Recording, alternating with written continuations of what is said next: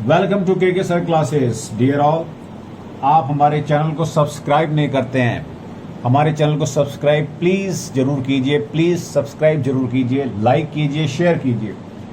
आज के इस पार्ट 2 में इकोनॉमिक्स चैप्टर 1 पार्ट 2 आज हम डिस्कस करेंगे PPC curve, the production possibility curve. Dear students, एक बात और साथ में ध्यान रखेंगे, जो पार्ट 1 का लिंक है आपको आई के ऑप्शन में मिल जाएगा या फिर डिस्क्रिप्शन में हम मेंशन कर देंगे, उसको जरूर देखें, उसको देखना ना भूलें क्योंकि वो इससे लिंक्ड है।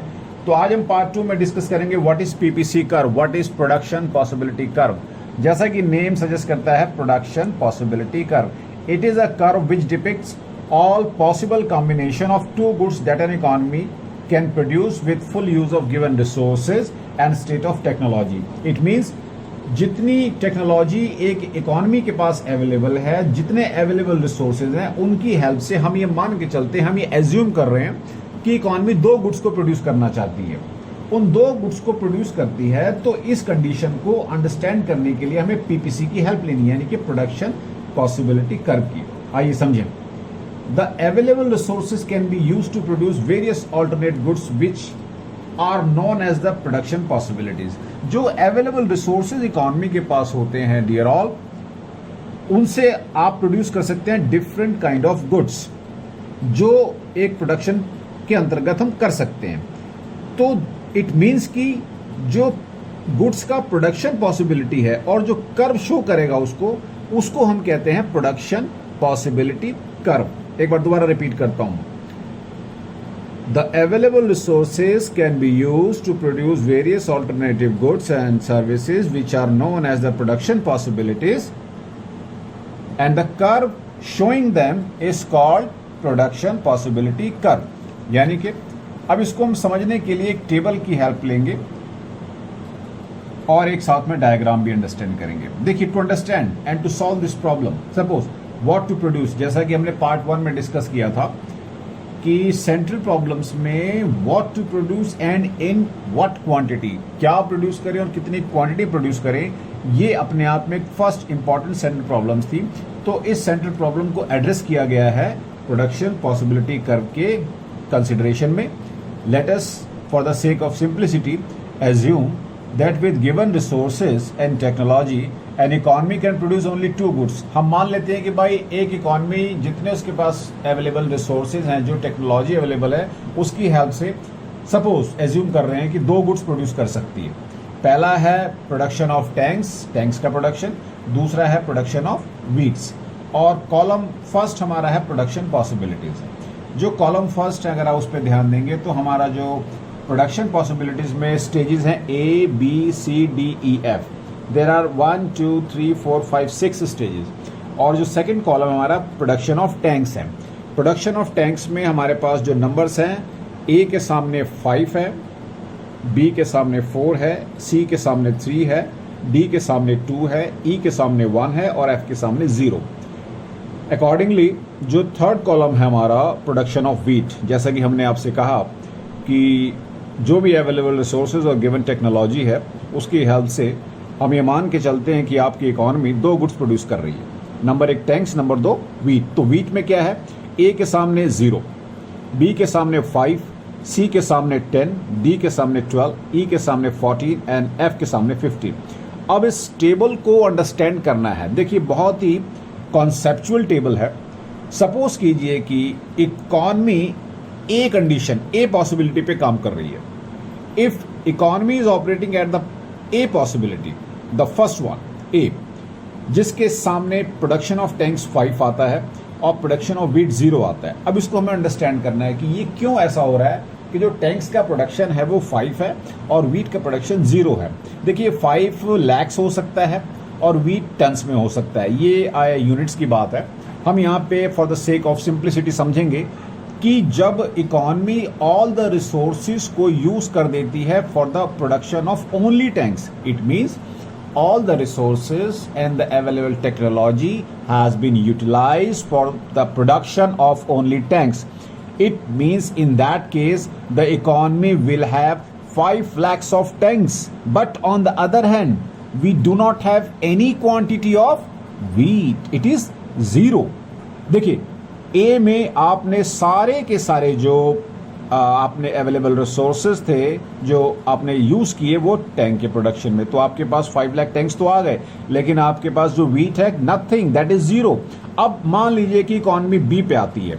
बी पे आने का मतलब है कि जब बी स्टेज पॉसिबिलिटी की आती है तो इसमें आप देखेंगे कि हमने कुछ ऑफ रिसोर्सेज विड्रॉ करे अपने टैंक के प्रोडक्शन से और उसको हमने शिफ्ट किया व्हीट के प्रोडक्शन पे।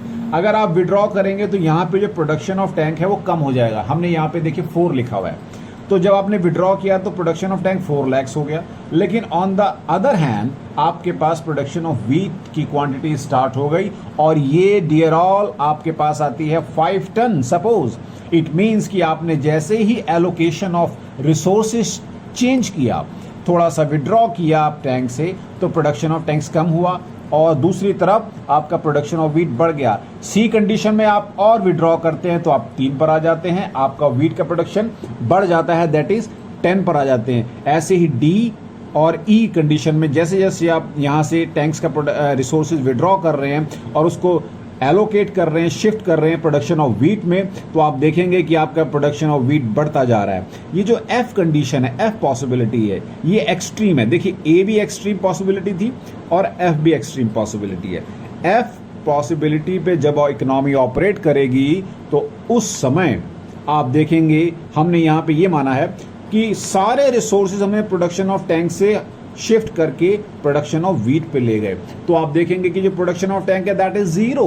On the other hand production of wheat that is 15 of the tons. It means a condition में सारा आपने यूटिलाइजेशन टैंक्स के लिए किया तो आपके पास 5 लाख टैंक्स थे, आपके पास व्हीट 0 था। एफ आपकी अगेन एक्सट्रीम कंडीशन है जिसमें आप ये देखते हैं कि आपका जो प्रोडक्शन ऑफ टैंक है वो बिल्कुल 0 हो जाता है क्योंकि आपने सारे रिसोर्सेज यहाँ से विड्रॉ कर लिए और उसको कहीं और एलोकेट यानी कि शिफ्ट कर दिया, और वो हमारी सेकंड है प्रोडक्शन ऑफ व्हीट, यहाँ पर आपका 15 हो गया। इसी बात को डायग्रामेटिकली हमने प्रेजेंट किया है।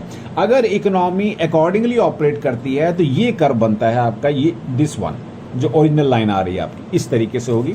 इसको समझ लीजिए आप। यहाँ पे आप अगर इस फर्स्ट वन पे करते हैं तो यहां पर आपका जो कर्व ड्रॉ होता है वो लाइक ऐसे ड्रॉ होगा, इस तरीके से, ठीक। और इसके अलावा जो इमेजिनरी लाइंस अगर हम बनाते हैं, ये तो आपका जो है ए से स्टार्ट होकर के ए है, बी है, सी है, डी है, ई है और एफ है। और इसके अलावा एक और इमेजिनरी लाइन अगर यहाँ पे ऑपरेट होता है, देखिए अब इसको समझ लीजिए।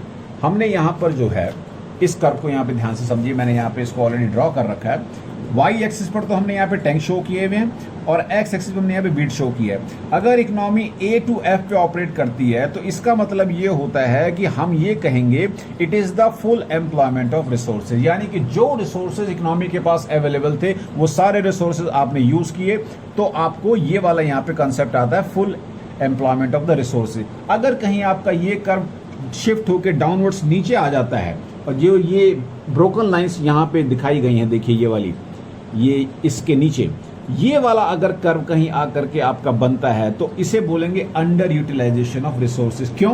क्योंकि जो भी अवेलेबल रिसोर्सेज इकोनॉमी के पास थे, जो एक टेक्नोलॉजी थी, उसका प्रॉपर यूज नहीं किया, जिसकी वजह से दैट इज वाई जो आपका पीपीसी कर्व है वो शिफ्ट डाउनवर्ड्स होकर के नीचे आ गया और ये इकोनॉमी में टर्म बोला जाता है that is under utilization of resources. But dear all, you should notice at least one thing, अगर आप बहुत शानदार प्रोडक्शन करते हैं, बहुत अच्छा ऑपरेट करते हैं, इकोनॉमी को बहुत अच्छा ठीक से चलाते हैं, तो आपका ये कर्व शिफ्ट हो जाएगा अपवर्ड्स और ये P1 और P1 के नाम से जाना जाएगा।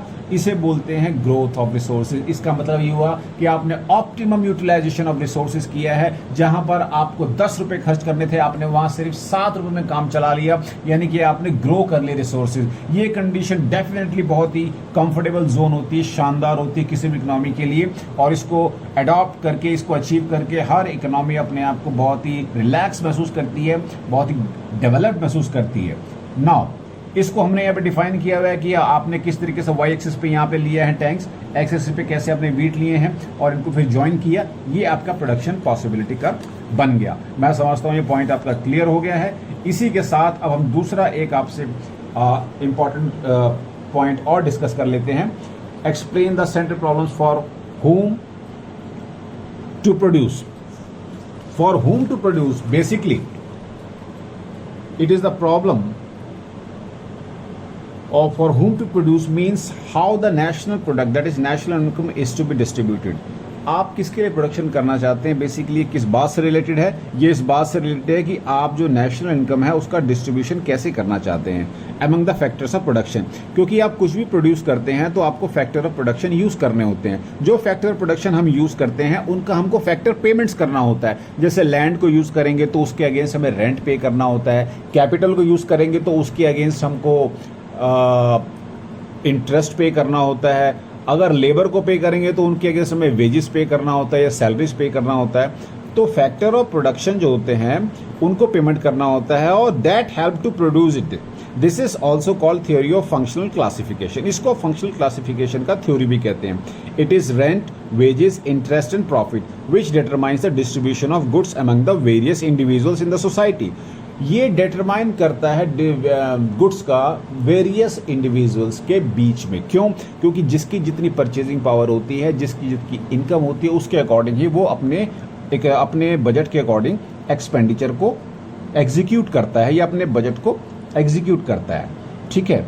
और एक इम्पॉर्टेंट व्यू ये भी है that each individual should get income equal to the contribution he makes to the national product. जितना उसने कंट्रीब्यूट किया है नेशनल प्रोडक्शन में, अकॉर्डिंगली उसकी मेहनत के उसको उतना उसका पेमेंट दिया जाता है और वही उसकी परचेजिंग पावर होती है और उससे वो आगे मूव करता है। इसके बाद हमें एक लास्ट क्वेश्चन और डिस्कस करना है, that is the define opportunity cost with example. What is opportunity cost? Opportunity cost of a given activity may be defined as the value of the next best activity. जो next best activity को हम choose कर रहे हैं already going on activity को छोड़ के, उसे कहते हैं कि वो आपकी अपॉर्चुनिटी कॉस्ट। सपोज एक टीचर है, he is getting ₹6,000 per month as a salary. ठीक है, उसको 6,000 रुपये पर मंथ मिलते हैं एक सैलरी की तरह। If he leaves the job, अगर वो जॉब छोड़ता है एंड स्टार्ट्स ट्यूशन वर्क, अपना खुद का ट्यूशन वर्क शुरू करता है, he is expected to earn ₹5,000 per month. और सपोज वो एक्सपेक्ट करता है कि उसको 5,000 पर मंथ जो है इनकम जनरेट होगा, then his opportunity cost would be ₹5,000। It means उसने 5,000 के लिए 6,000 को ड्रॉप कर दिया, लीव कर दिया, छोड़ दिया। तो my dear students, I think it is clear what is opportunity cost. इस पार्ट में हमारा ये पॉइंट क्लियर हो गया पीपीसी कर्व का और फॉर हुम टू प्रोड्यूस का एंड अपॉर्चुनिटी कॉस्ट का। Now this is the second part and chapter 1 of the economics class 12th has been completed. I hope कि आप सबको